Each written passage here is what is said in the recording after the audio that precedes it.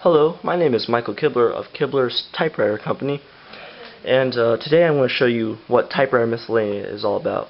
Now, Typewriter Miscellanea has been around ever since the first writing ball came out of the factory. It basically is anything that pertains to typewriters without directly being used with a typewriter on a regular basis. It could be advertisements, toys, accessories, manuals, etc., etc., miscellanea.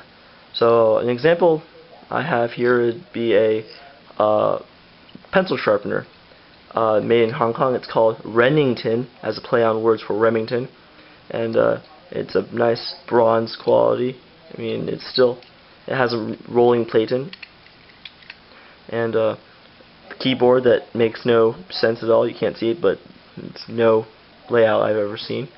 But yeah, this was some of the Art Deco they used in offices in the 70s, 80s, and even some of the 60s. Another piece of miscellanea I have would be a Hammond typewriter keyboard layout, celluloid board that you have one of these for every type shuttle that you got, because you could interchange the type shuttle on Hammonds. And since all the shuttles were different, you would use one of these. You'd put it on from the typewriter, and you would know which key on the keyboard corresponds to the one on the type shuttle. This is a Greek one. I got it off of eBay.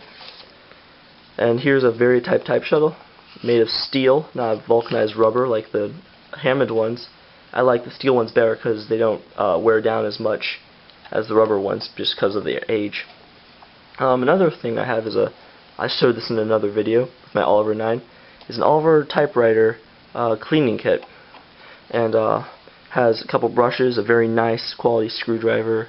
It has 3 brushes and a screwdriver, and it originally came with an oiling bottle, but I couldn't find that one. I'm looking for one, but I can't find one that went with this originally. Very fine craftsmanship, a very nice box. I'm surprised that this wasn't thrown out years ago, but I found it a couple miles away from where I found the Oliver, and yeah, so I think they were given out with each other, sort of separated over time. Here's a manual, an original Royal Quiet Deluxe Magic Margin manual, and it's flip up like this, so top and bottom, not left to right, and it's really neat. I make manuals using these. I make really good reproduction manuals made out of 100% cotton paper, so if you want any of them, you can just contact me and I'll make one for you. But yeah, they're only $15 each, so jump on that deal. This manual made of plastic paper, laminated paper. Yeah, it's a cool little thing I found with my typewriter, one of the typewriters I just found. Speaking of which, I have a bunch of typewriters, new typewriters, not new, but new stock typewriters that I'm trying to sell. I don't have a fraction of them listed on my website. So if you're looking for a typewriter, just ask me in the YouTube, on the YouTube comments, and I'll find one that suits your needs. I have one for everyone. This is another manual of an IBM Selectric. I sell these kinds too. My teacher gave me an IBM Selectric and all the accessories that went with it. And here's some carbon paper. What carbon paper was, it was a way to make copies. You would put a piece of carbon paper between each piece of paper that you wanted to copy, and one hit of the typewriter would smack some of this carbon, some of this graphite or ink, onto the other piece of paper, leaving a very nice impression. And here's some correcting tape for the IBM Selectric. Here's a golf ball. It's the writing element that the Selectric uses. And the container's right here. And here's an advertisement for the, I think it's an advertisement. Yeah, it's an advertisement for the IBM Selectric. And up here you can see in the corner, $850 new. Yeah, they were expensive. This was a correcting typewriter, so it, as I said earlier with the tape, you could correct your mistakes. It was very popular. It still is very popular for businesses, but unfortunately I only work on manual typewriters.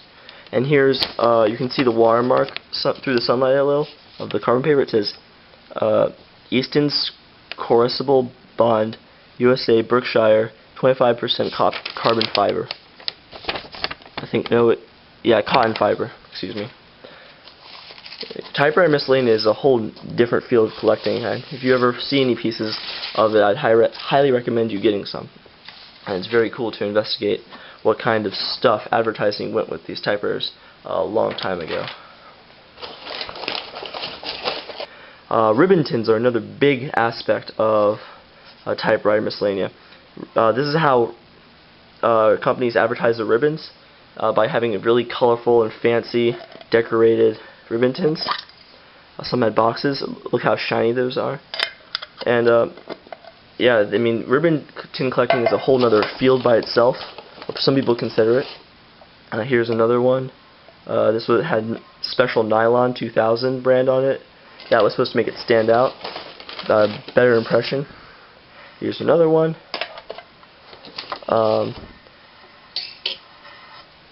I believe there's one. Here it is. I found this in an antique store with the original ribbon wrapped in the foil, red foil. And I thought that was really cool, so I didn't take it out or use it. It's a red-black ribbon for Royal. It's a really cool piece of history, and I'm glad I'm able to have some of it. Here's a dollhouse version of the Hammond typewriter, also made in Hong Kong out of brass. You can tell it's the Hammond by the 3 turrets and the keyboard layout. I would have to say it's a 12, but these designers didn't really make them out of a specific model. They just sort of, hey, look at this typewriter, let's make something that remotely resembles it. Okay. But yeah, this would be used in a big dollhouse. So I picked this up at an antique store in Catoctin, and I thought it was really cool. And it was like $3, so a great deal. What else? Oh, here's another ribbon tin. Remington has a picture of a typewriter on it, so it appeals to those who own Remington. Here's a really cool piece of miscellania I have, one of my favorite pieces. It's a Hammond letter opener, and it's in French. It says Machine à écrire, Hammond, Joseph and Cecilia, Rue Le Petit Paris, and it says a bunch of junk on the back I don't want it to pronounce. But I bought this off of eBay, and it's really good condition except for the knife part of it. It's like a pocket knife, but it's a little chipped off, but still very sharp, and I wanted to get very cleaned up and oiled. Yeah, it's a really cool thing. It has the spring is still strong too, which surprised me. And it's the handle's made of copper, as you can tell by the greenish tint on it from the oxidation, and it's a stainless steel blade, I believe. Yeah, it's stainless steel. Yeah, very cool piece, very rare piece of advertising. Alright, so here's another one. This is a tacky 60s typewriter case, typewriter cover that was used on my Royal Caravan that I still have, if anyone wants it. It's flowers, and it was sort of like, it was to keep the dust off, but it was to make it like colorful. The room would brighten up when you put this on. I mean, it's ridiculous. It's hideous in my opinion, but it's really cool. It also had a lot of mold on it, which I had to clean out. That was a pain. And a book called Rational Typewriting. It's a brief course, and this thing is cool because